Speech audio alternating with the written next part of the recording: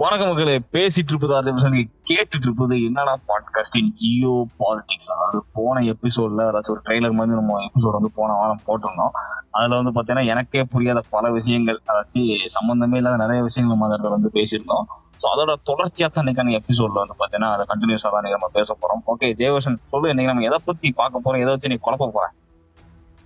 அதாவது பிரசாந்த், இப்ப நம்ம எங்க போகணும்னாலும் இல்ல ஏதாச்சும் சாப்பாடு வாங்கணும், இப்ப நீ ஸ்விக்கில ஆர்டர் போட்டா வண்டியில எடுத்துட்டு வரான். அந்த வண்டி எதுல ஓடுது? பெட்ரோல்ல ஓடுது. நான் கூட நீ ரோட்ல ஓடுதுன்னு சொல்லுவியோன்னு நினைச்சேன். கொஞ்சம் அறிவுள்ள ஆளாதான் இருக்கு. தண்ணியில ஓடணும்னு ஆசையா இருக்கு எனக்கும், ஆனா ஓட மாட்டேங்குதே. இப்ப அவ்வளோ அத்தியாவசியமா இருக்க பெட்ரோல், அது ஏன் இவ்வளவு பெருசா இருக்கு? அது ஏன் பிரைஸ் ஏறுது? அதுக்கும் ஜியோ பாலிடிக்ஸ்க்கு என்ன சம்பந்தம்? அதை ஏன்டா நான் தெரிஞ்சுக்கணும்னு கேட்பேன். இது எல்லாத்தையும் இந்த எபிசோட்ல பார்ப்போம். போனதுலயே நம்ம பேசியிருந்தோம், சம்பந்தமே இல்லாம பெட்ரோலுக்கும் ஜியோ பாலிடிக்ஸும் லிங்க் போட்டுருக்கேன், பார்ப்போம். இப்போ உனக்கு பெட்ரோல் ஏன் இவ்வளவு முக்கியமா இருக்குன்னு தெரியணும்னா அது எங்கேருந்து வந்துச்சுன்னு தெரியணும். இது வந்து மிடில் ஈஸ்ட் கண்ட்ரிஸ், அதாவது Saudi Arabia, Kuwait, Iran, Iraq, இந்த மாதிரி கண்ட்ரிஸ் தான் 17% வந்து பெட்ரோலியம் ப்ரொடியூஸ் பண்ணுது. ஆமா, 1930 என்ன ஆச்சு, சவுதி அரேபியால ஃபர்ஸ்ட் வந்து ஒரு வெல் கண்டுபிடிச்சாங்க. அதாவது அரேபியன் பெனின்சுலா தான் வந்து இந்த பெட்ரோல் வெல் வெல்ல இருந்து அப்படியே பெட்ரோல் வந்துடாது, அது ஆயில் எக்ஸ்ட்ராக்ட் பண்ணி அதுல இருந்து தான் பெட்ரோல் வரும். ஓஹோ, இப்ப நீ இதை பார்த்தாலே இங்கேயே உனக்கு ஒரு பிரச்சனை முன்னாடியே கண்ணுக்கு தெரியும். ஏன்னா உலகத்துல 17% ஒரு பகுதியில இருந்து வருது. அந்த ஒரு பகுதியில ஏதோ பிரச்சனை நடந்தா எங்க பார்த்தாலும் அது அஃபெக்ட் ஆகும்ல. ஆமா, கண்டிப்பா. இப்போ நீ வந்து உன் ஸ்கூல்ல ஒருத்தவனா, இப்போ நம்ம லஞ்ச் பீரியட்ல எல்லாம் உட்காந்து ஒன்னா சாப்பிடும். ஒருத்தன் வீட்டுல மட்டும் டெய்லிக்கும் சப்பாத்தி, ஃப்ரைட் ரைஸ், பாஸ்தா கொடுத்து இருப்பாங்க. டெய்லிக்கு நீ சாப்பிட்டுட்டு இருப்ப. ஆனா ஒரு நாள் அவன் லீவ் போட்டா அவனுக்கு எப்படி இருக்கும்? ஏதோ மிஸ் ஆகுற மாதிரி இருக்கும். அதே இங்க என்ன ஆயிடுச்சு, 1973ல அராப்க்கும் இஸ்ரேலுக்கும் வார் வந்துருச்சு. அப்ப என்ன பண்ணாங்க, அந்த ரெண்டு கண்ட்ரிஸுமே ஃபியூவலை வெளில கொடுக்கறத நிறுத்திட்டாங்க. நாங்க சண்டை போட்டுட்டு இருக்கோம், நீங்க யாரும் எங்களை மதிக்க மாட்டீங்க, அதனால நாங்க யாருக்கும் தரமாட்டோம். சரி. அப்பதான் 1973ல தான் முதல் ஷார்டேஜ் நடந்துச்சு. அப்பதான் பெட்ரோல், இந்த ஆயிலோட மதிப்பு என்னன்னு மற்ற கண்ட்ரிஸுக்கு தெரிய ஆரம்பிச்சிச்சு. அது வரைக்கும் ஈஸியா கிடைச்சிட்டு இருந்துச்சு, யாரும் அதை அவ்வளவா கண்டுக்கல. ஓஹோ, இப்படி இவ்வளவு பெரிய பிரச்சனை நடந்தோடனே நிறைய நாடு வந்து சேர ஆரம்பிச்சாங்க, அதாவது அலையன்ஸ் ஃபார்ம் பண்ண ஆரம்பிச்சாங்க. இப்ப இப்படி ஒரு பிரச்சனை நடந்துட்டு யூஎஸ்ஏ வந்து அப்பையில இருந்து ஒரு பெரிய கண்ட்ரி, இன்னொரு வாட்டி அதுக்கு இந்த பிரச்சனை வந்துடக்கூடாதுன்னு சவுதி அரேபியாவோட சேர்ந்து சவுதி அரேபியா கிட்ட இருந்து நிறைய ஆயில் வாங்கிட்டு இருந்துச்சு. இந்த ரிலேஷன்ஷிப் எப்ப பெருசாச்சுன்னா, நான் சொன்ன கல்ஃப் வார் அப்ப யூஎஸ்ஏ வந்து சவுதி அரேபியா, குவைத்தோட சேர்ந்துட்டு லைக் அவங்களுக்கு வந்து எந்த பிரச்சனை இருந்தாலும் ஆயில் கிடைக்காம இருக்க கூடாதுன்னு நிறைய ரிலேஷன்ஷிப் வச்சிருந்தாங்க. ஆனா அப்போ அந்த மத்த கண்ட்ரிஸுக்கு எல்லாம் என்ன தெரியல, யூஎஸ்லயே அவ்வளவு ஆயில் இருக்கு, அந்த ரிசோர்சஸ் ஆயில் இருக்கா? ஆமா, அது எப்படி எக்ஸ்ட்ராக்ட் பண்ணணும்னு தெரியாம அலையன்ஸ வச்சு அந்த டெக்னாலஜியை கத்துக்கிறதுக்காக இவ்வளவு பெரிய அலையன்ஸ் ஃபார்ம் பண்ணிருச்சு யூஎஸ். இது தெரியாம அரேபியன் கண்ட்ரிஸ் எல்லாம் என்ன பண்ணாங்க, ஓபிஇசின்னு ஒரு ஆர்கனைசேஷன் ஃபார்ம் பண்ண ஆரம்பிச்சாங்க. ஓபிஇசினா அதாவது இது எப்போ ஃபார்ம் ஆச்சுன்னா 1960ஸ்ல Iran, Iraq, Kuwait, Saudi Arabia, Venezuela, இவங்க 5 கண்ட்ரிஸும் சேர்ந்து இப்போ எப்படி ஒரு கேங்கா இருக்க மாதிரி இவங்க 5 பேரும் சேர்ந்து ஒரு ஆர்கனைசேஷன் மாதிரி இவங்க எல்லாம் சேர்ந்துதான் முடிவு எடுப்பாங்க, பெட்ரோல் நிறைய கொடுக்கணுமா கம்மியா கொடுக்கணுமான்னு. இவங்க எடுக்கிற முடிவுல தான் நம்மளுக்கு பெட்ரோல் அதிகமா வருதா கம்மியா வருதான்னு இருக்கோ. ஆமா, இவங்களுக்கும் இப்ப நமக்கும் என்ன சம்பந்தம்னு கேட்பேன். ஆமா, இதுக்குதான் 2016ல இந்த ஓபிஇசி கண்ட்ரிஸ் என்ன பண்ணுச்சு, ப்ரொடக்ஷனை 1.8 barrels per day, அதாவது இப்போ 30 பேரல் தந்துட்டு இருக்கான்னு வச்சுக்கோம் ஒரு நாட்டுக்கு, அதுல இருந்து கிட்டத்தட்ட ஒரு 13% பேரல்ஸ் ஒரு நாளைக்கு தரதை கம்மி பண்ணிடுச்சு.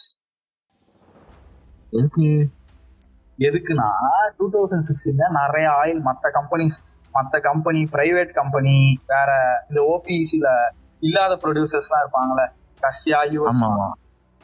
அவங்க எல்லாம் நிறைய ஆயில் கொடுத்தோன்னே பெட்ரோலோட விலை வந்து குறைய போயிடுச்சு. குறைய விட்டா இவங்களுக்கு நிறைய ப்ராஃபிட் வராதுல்ல. ஆமா வராதான்.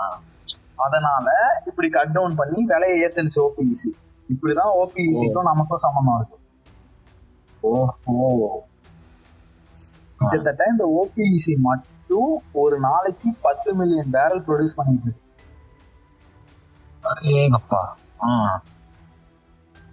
இப்போ நம்ம பேண்டமிக் வந்துச்சுல. ஆமா வந்து.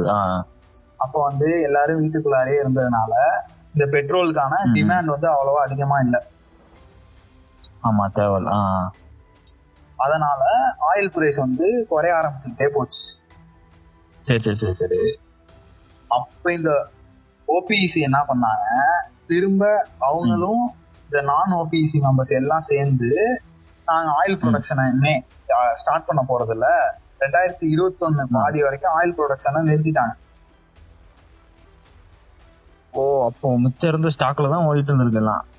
ஆமா, அப்படி ஓட்டுனதுனாலதான் அவங்க லாஸ் இல்லாம திரும்ப 2021 பாதிக்கு அப்புறம் ப்ரொடக்ஷனை ஸ்டார்ட் பண்ணி இப்ப அந்த அளவுக்கு பெட்ரோல் ஷார்டேஜ் இல்லாம போயிட்டு இருக்கு.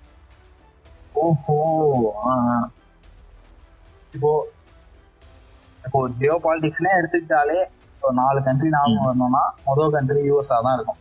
எங்க போனாலும் மூட்டை நினைச்சிருப்பாங்க யூஎஸ். ஆமா, எல்லா இடத்துலயும் வந்தானே இருக்கான், ரொம்ப பக்கமான வந்தான். ஆனா இவ்வளவு நாள் நீ யூஎஸ் பத்தி பேசவே இல்லையாடா? அவங்களுக்கும் ஆயிலுக்கும் சம்பந்தம் இல்லையா? நீ என்ன நினைக்கிற, யூஎஸ்ஏ ஒரு டெக்னாலஜி உள்ள கண்ட்ரி, அதுக்கும் ஆயிலுக்கும் சம்பந்தம் இருக்குமா? சம்பந்தமே இல்லையா? இப்ப யூஎஸ்ஏனால நம்ம வேற ஒரு போர்ட்ரே தானே வச்சிருக்கோம். ஆனா யூஎஸ்ஏல வந்து அவ்வளவு ஆயில் ரிசோர்ஸ் இருந்திருக்கு. அதை எக்ஸ்ட்ராக்ட் பண்ற மெத்தட் தெரியாம இவ்வளவு அலையன்ஸ் வச்சு அந்த டெக்னாலஜிய முதல்ல யூஎஸ் வாங்கிக்கிச்சு. சரி. அதுக்கப்புறம் பொறுமையா கொஞ்சமா 2008ல இருந்து 2025க்குள்ளார இப்போ 2008ல ஒரு 10 பேரல் பண்ணுச்சுன்னு வச்சுக்கோ. 2025ல அது அப்படியே இப்போ 10னா நான் சும்மா ஒரு 10 மில்லியன் பேரல் பண்ணிருக்கேன்னா 20 மில்லியன் பேரலா அவ்வளோ இன்க்ரீஸ் பண்ணிருச்சு அவங்களோட டெக்னாலஜி அட்வான்ஸ்மெண்ட்டை வச்சு. இப்போ ஈரான்னால 10 நாள்ல ஒரு அமௌண்ட் ஆஃப் பெட்ரோல் எடுக்க முடியும்னா இது 3 நாள்ல அந்த அமௌண்ட் ஆஃப் பெட்ரோல் எடுத்து ப்ரொடக்ஷனை டபுள் ஆக்கிடுச்சு, மார்க்கெட்ல வர ப்ரொடக்ஷன். இப்படி பண்ணனால என்ன ஆயிட்டு, நான் முன்னாடி சொன்ன ஓபிஇசி ஆர்கனைசேஷனுக்கும் இவங்களுக்கும் ஒரு பெரிய காம்படிஷன் வர ஆரம்பிச்சிருச்சு. சரி. இவங்க 2 பேரும் போட்ட சண்டையில இந்தியா குளிர் காஞ்சிட்டு உட்கார்ந்து இருந்துச்சு. ஏன்னா இவன் இப்போ எப்படி ஏர்டெலும் ஜியோவும் இவன் பிரைஸ் கம்மி பண்ணா இவன் கம்மி பண்றது, திரும்ப இவன் பண்ணிட்டான் இவன் ஆஃபர் தரது. அதனால 2 காம்படிஷன் வந்ததுனால இவன் வேலை அதிகமா விட்டானா இவன் வேலை கம்மியா கொடுத்து இவன்கிட்ட நிறைய வாங்க ஆரம்பிச்சோம். இவன்கிட்ட வாங்குறானே இவன் வேலை கம்மி பண்ணான். அதனால இவங்க போட்ட சண்டையில நமக்கு ஜாலியா உட்காந்து எங்க வேலை கம்மியா கிடைக்குதோ அங்க வாங்கிட்டு இருக்கோம். சரி.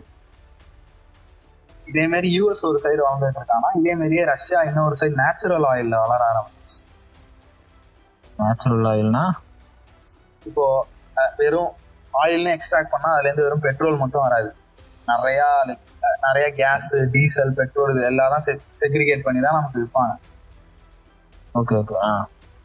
அந்த மாதிரி ஒரு இதுல ரஷ்யாவும் நேச்சுரல் ஆயில்ல ரொம்ப ரிச்சா இருந்துச்சு. அதனால ரஷ்யாவுக்கும் சவுதி அரேபியாவுக்கும் இதே மாதிரி பிரைஸ் வார். அதாவது பிரைஸ் வார்னா ஒன்றும் இல்லை, இவன் விலை ஏத்தனா இவன் இறக்குறது, இவன் இறக்குனா இவன் ஏத்துறது. சரி. இந்த மாதிரி பண்ணி மார்க்கெட்டே ஒரு அன்ஸ்டேபிளா அந்த ஓபிஇசி மெம்பருக்கும் அந்த நான் ஓபிஇசி யூஎஸ் அண்ட் ரஷ்யா 2 ஜெயன்ஸும் வந்து கம்பீட் பண்ண ஆரம்பிச்சிட்டாங்க அந்த பெட்ரோல் வார்ல.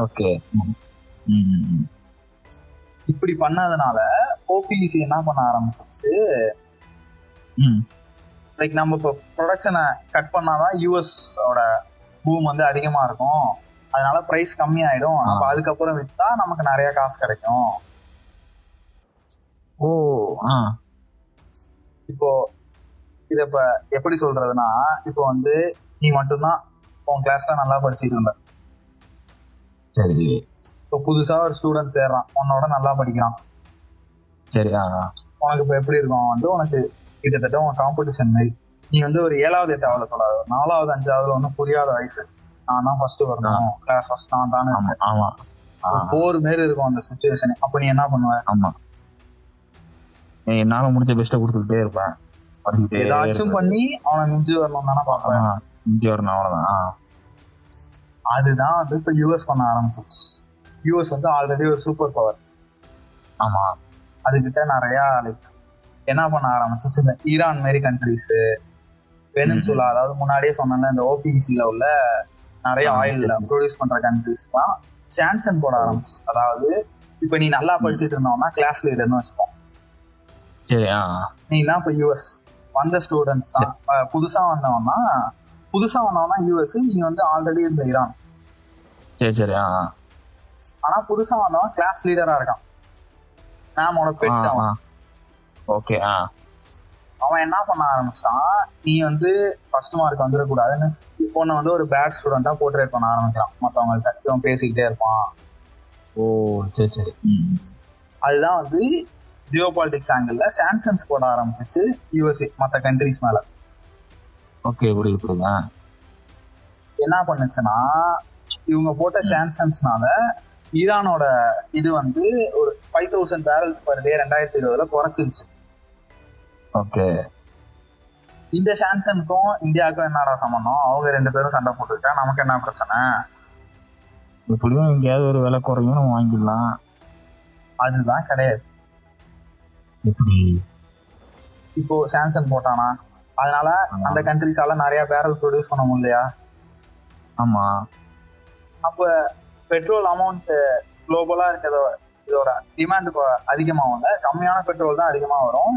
யூஎஸ் வந்து அதிக விலைக்கு விற்க ஆரம்பிச்சான். ஏன்னா வேற எதுவும் இவன் கொடுக்குற அளவுக்கு கொடுக்க முடியல. எல்லாருக்கும் சாங்ஷனை போட்டு அவனோட ப்ரொடக்ஷனை கம்மி பண்ணான். ஓகே. அப்படி கம்மி பண்ணதுனால பிரைஸ் ஹைக் வர ஆரம்பிச்சிச்சு. லைக் நீ ஞாபகப்படுத்தி பார்த்தா எந்த காலகட்டத்துல நமக்கு பெட்ரோல் விலை ஏற ஆரம்பிச்சிச்சு நினைப்படி? 17-18 அப்புறம் தான் அந்த உயரத்தை கண்டுட்டு இருக்காங்க. ஒரு 17-18 கரெக்டா சொல்லியிருக்கேன். இந்த 17-18 அப்பதான் சாங்ஷன்ஸ் வந்து யூஎஸ் போட்டுச்சு. இதோட இம்பாக்ட் வந்து 2020 வரைக்கும், அதுவும் இந்த கோவிட் வந்ததுல ரொம்ப இதா போய் 80% தான் லைக் முன்னாடி இருந்ததோட 80% மார்க்கெட் தான் இப்ப இருக்கு பெட்ரோலுக்கு. ஓ, கிட்டத்தட்ட என்ன ஆயிருக்குன்னா 2017க்கு முன்னாடி ஒரு பேரல் வந்து $62. $62 இந்திய மதிப்புல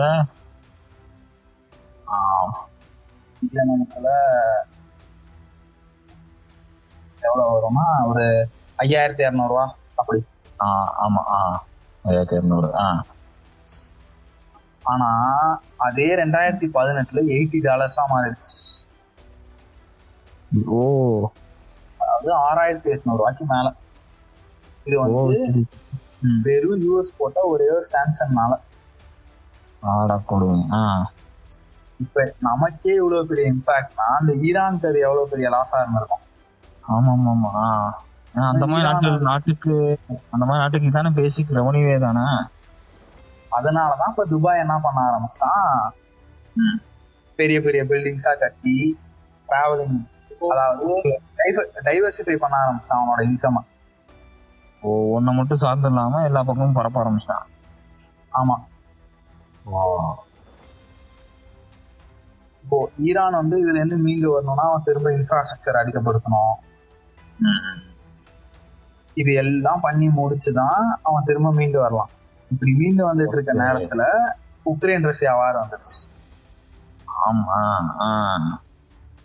இப்ப நடுவுல நீ ஒரு ஹாட் டிபேட் கேட்டுட்டு இருந்திருப்ப, அதாவது சவுதி அரேபியா யூஎஸ்ஏ ரெஃப்யூஸ் பண்ணிட்டு ஃபியூல் கொடுத்த. ஆமா. நான் அந்த எபிசோட் ஸ்டார்டிங்ல என்ன சொல்லியிருந்தேன், யூஎஸ்ஏவும் சவுதி அரேபியாவும் அலிகேஷன் 2 பேரும் சேர்ந்து ஒர்க் பண்ணி ஆயில் ப்ரொடியூஸ் பண்றாங்க. அப்ப அதான் எனக்கு கேள்வி வருது, இப்போ 2 பேரும் ஒரு அக்ரிமெண்ட்ல தானே இருப்பாங்க, எப்படியும் நீ என்ன பத்தி இது பண்ணக்கூடாது அதை பத்தி இது பண்ணக்கூடாது அப்படின்னு. அதான் இப்ப ரஷ்யா உக்ரைன் வார்ல என்ன ஆயிடுச்சு, யூஎஸ் வந்து உக்ரைனுக்கு சப்போர்ட் பண்ணதுன்னா ஃபேவரபிளா இருக்கு. அதனால யூஎஸ் வந்து சவுதி அரேபியாட்ட என்ன சொன்னுச்சு, நீ வந்து ஆயில் ப்ரொடக்ஷனை கம்மி பண்ணணும். சரி. அப்படி கம்மி பண்ணாதான் ரஷ்யாட்டையும் யாரும் ஆயில் வாங்கக்கூடாது, இவனும் ஆயில் ப்ரொடக்ஷன் கம்மி பண்ணிட்டா எல்லாரும் யூஎஸ்ல வருவாங்க, அவன் வந்து இன்னும் கொஞ்சம் ஒரு சுப்பீரியர் ஹேண்ட்ல இருக்கலாம். Okay okay. ஆனா சவுதி அரேபியாவோட மெயின் சோர்ஸ் ஆஃப் இன்கமே இந்த ஆயிலை வித்து வரதுதான். ஆமா ஆமா.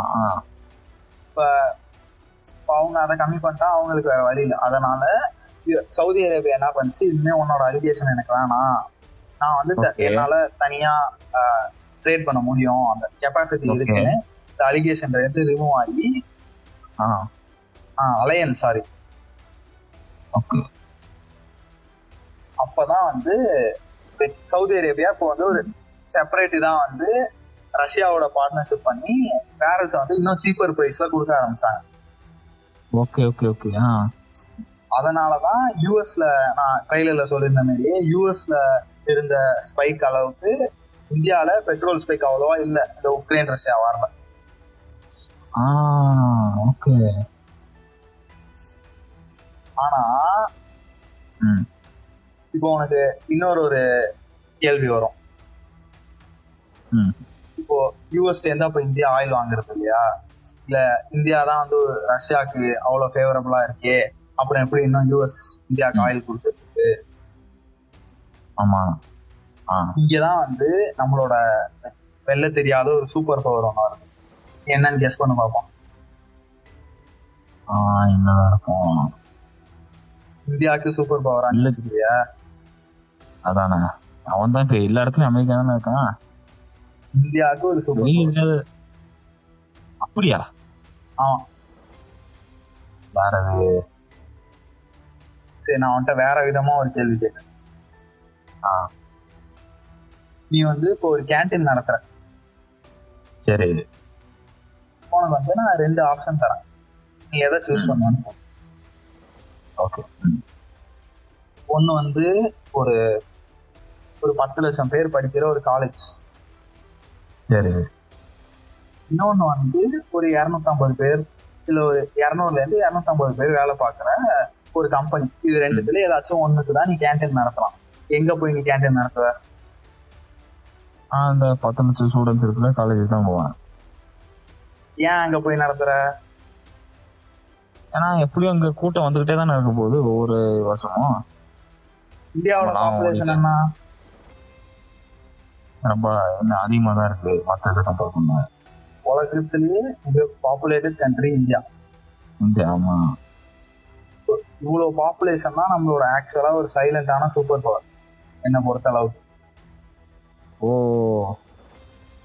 இப்போ நம்ம ரஷ்யாட்டேருந்து ஆயில் வாங்கினதுக்கு யூஎஸ் ஒன்னும் நம்மள பண்ணல. ஆனா இதே பாகிஸ்தான் ரஷ்யாட்டேருந்து ஆயில் வாங்கினதுக்கு பாகிஸ்தானுக்கு சாங்ஷன் போட்டுச்சு. எதுக்கு? ஏன்னா பாகிஸ்தான்ல அவ்வளவு பாப்புலேஷன் கிடையாது. இவ்வளவு பெரிய மார்க்கெட் உள்ள கண்ட்ரியை எதிர்த்தா அமெரிக்கன் கண்ட்ரிஸ்க்கு இவ்வளவு பெரிய மார்க்கெட் போயிடும், அவங்களோட எக்கானமி கீழே வந்துடும். Okay okay. அதனால இவ்வளவு பெரிய மார்க்கெட்டை விட முடியாம, நம்மள எதிர்க்கவும் முடியாம, சாங்ஷனும் போட முடியாம, சரி அவங்களுக்கும் ஃபேவரபிளா இருந்தா எங்கள்கிட்ட இருந்தும் வாங்கிக்கோங்க, இந்த பாப்புலேஷன் வச்சுதான் இப்ப நம்ம இந்தியாவோட பாலிடிக்ஸே பெருசா வளர்ந்துட்டு இருக்கு. ஓஹோ, ஆட்டமா ஆடுனா. அதுவும் இல்லாம நிறைய பேர் நம்ம மோடியை கலாய்ச்சி பார்த்திருப்போம். இவரு இந்தியாக்கே 2 வாரம் ட்ரிப் வந்தாரு, 2 months visit to India by Narendra மோடிலாம். ஆனா நிறைய பேர் இந்த ஜியோ பாலிடிக்ஸ் ஆங்கிள் புரிதல் இல்லாம அவர் ஏன் வேற கண்ட்ரிஸ்க்கு போறாரு, பெட்ரோல்லே இவ்வளவு கண்ட்ரி இதாயிருக்கு, ஒரு கண்ட்ரிலயும் போய் அவங்கள்ட்ட பேசும்போது தான் நமக்கு டிஸ்கவுண்டட் பேரலோ இல்ல நமக்கு தேவையான ட்ரேடு இல்ல ஏதாச்சும் கொடுத்து ஒண்ணு வாங்குறது. குடுக்கல் வாங்கல் இருக்குமா போய் தான் ஆகணும்னா? ஆமா. இப்ப நம்மளே இப்ப நீ வந்து கல்யாணம் வச்சிருக்க, நீ நேர்ல வந்து பத்திரிக்கை வைக்கலாம்னா நான் வருவேனா? கண்டிப்பா வர மாட்டேன். அதே மாதிரிதான் இப்போ என்னதான் இவ்வளவு டெக்னாலஜி வளர்ந்தாலும் நம்ம நேர்ல போய் ஒரு டீல் பேசுறது, நேர்ல போய் ஒரு இது சைன் பண்றதுக்கு வந்து வேற விதமான ஒரு கனெக்ஷன் இருக்கும். அந்த ஜியோ பாலிட்டிக் ஆங்கிள் இந்தியாவை கொஞ்சம் ஒரு சுப்பீரியர் ஹேண்டா வச்சிருக்கணும்னு மோடி இவ்வளவு இதுக்கு போயிட்டு வரலாம். ஆனா அப்போ நம்ம என்ன பேசிட்டு இருக்கோம்? அதாவது வெறும் இந்தியாக்குள்ளாரே உள்ள ஆங்கிள் பார்த்தா அவர் பண்றது நமக்கு சிரிப்பாவோ இல்ல ஒரு இருக்க வேலை பார்க்க பிடிக்காம ஊர் சுத்துற மாதிரி தெரியும். ஆனா இப்ப இந்தியாவுக்கு வெளில போயிட்டு இந்தியாவா வெளில எப்படி தெரியணும்னு பார்த்தா இவர் பண்றது ஒரு நல்ல விஷயமா தெரியும். Okay okay. இப்போ நான் வந்து மோடி நல்லவர் கெட்டவர்னு இங்க சொல்ல வரல, இந்தியாக்குள்ளார அவர் எப்படி அரசியல் பண்றாருங்கிற பேசுறதுக்கான பாட்காஸ்டும் இது கிடையாது. இந்தியாவா இந்த உலக லெவல்ல எப்படி மோடி எடுத்து போய் வச்சிருக்காருங்கிறதான் நான் இப்ப சொல்றேன். Okay okay. இப்போ நம்ம வந்து எப்படி பெட்ரோல் பிரைஸ் வெளிலேருந்து இந்தியாவுக்கு வருது, ஏன் இது இவ்வளவு பிரைஸ் ஹைக் ஆகுது, பாஸ்ட்ல என்னெல்லாம் நடந்திருக்குன்னு பார்த்தோம். ஆமா. இப்ப நான் வந்து உன்கிட்ட இன்னொரு கேள்வி கேட்கலாம். இந்த பெட்ரோல் விலை ஏறுறதுனால என்னெல்லாம் பிரச்சனை வருது? பெட்ரோல் விலை ஏறுறதுனால இப்போ அன்றாட வாழ்க்கை பாதிக்கப்படுது நம்மளுக்கு.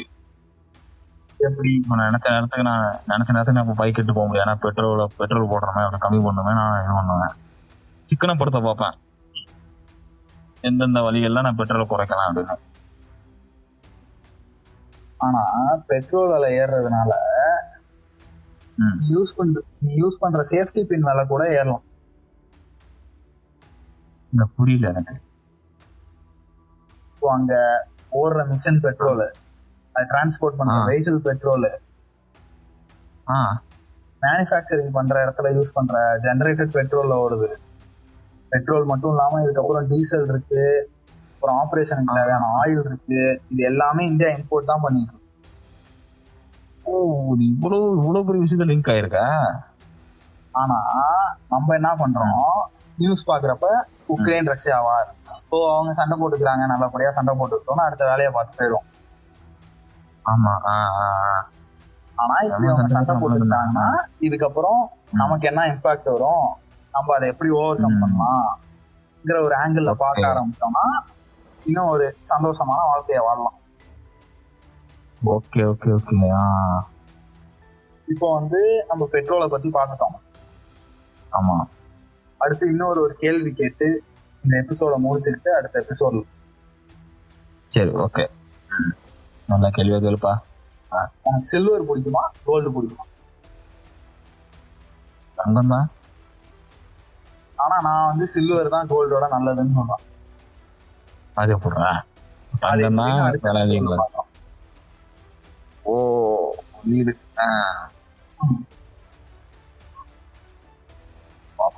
இப்போ நீங்க பாட்காஸ்ட்ல ஒரு பெட்ரோல்னால எவ்வளவு பாதிப்பு நம்மளுக்கு வருதுன்னு ஒரு வேலை வரையா பார்த்துருக்கோம். ஆமா, இந்தியா எப்படி மற்ற கண்ட்ரிஸ் கூட கனெக்ஷன் வச்சிருக்கு, அது இல்லைனால எவ்வளவு பாதிப்பு வருது நம்மளுக்கு அதனால பார்த்துருக்கோம்.